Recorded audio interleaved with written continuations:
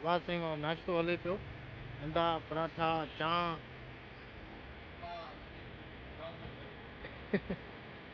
ताऊ बट है ताऊ बटा लगे ईअं पियो आया ख़ाली सुम्हण हुआसीं सिड़जी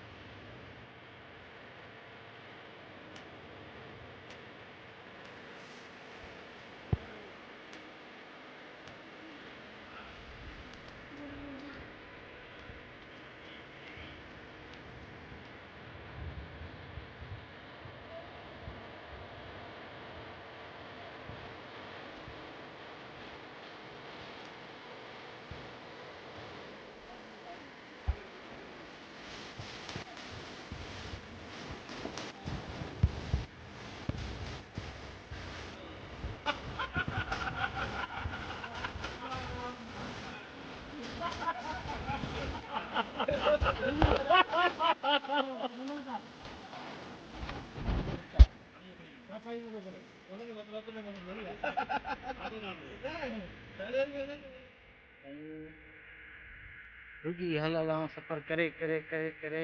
आख़िर अची पहुता ताऊ बट ही अथव ताऊ बट जो आख़िरी जो जेको बि आहे हीअ ई आहे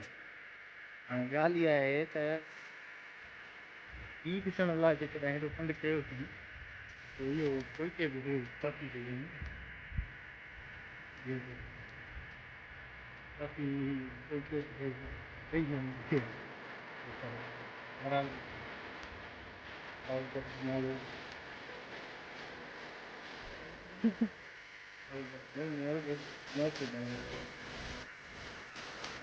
रस्तो बि करा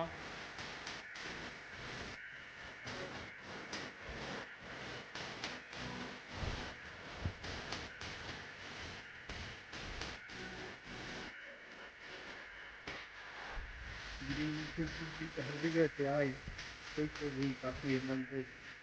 हिन खां लाई आहे फ़र्क़ु कोन्हे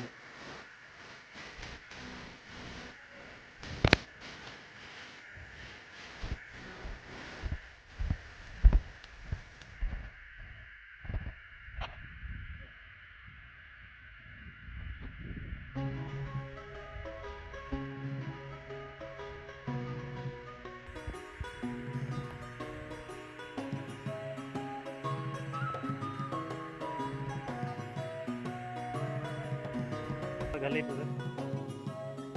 साईं ॾियो ख़बर ताऊ बट में तव्हांखे भला कीअं लॻो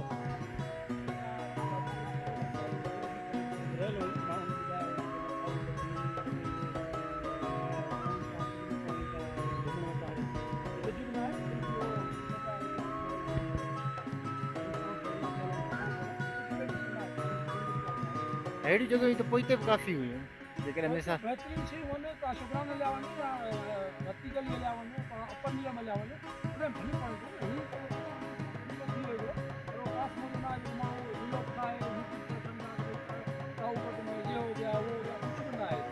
हिते हू जेको आहे तव्हां केल खां वठी तक़रीबन 4 कलाक निकिरंदा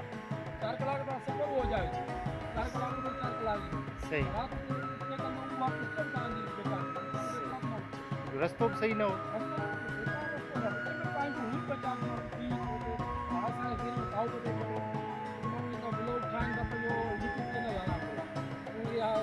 माण्हू जे हिसाब सां न आहे त माण्हू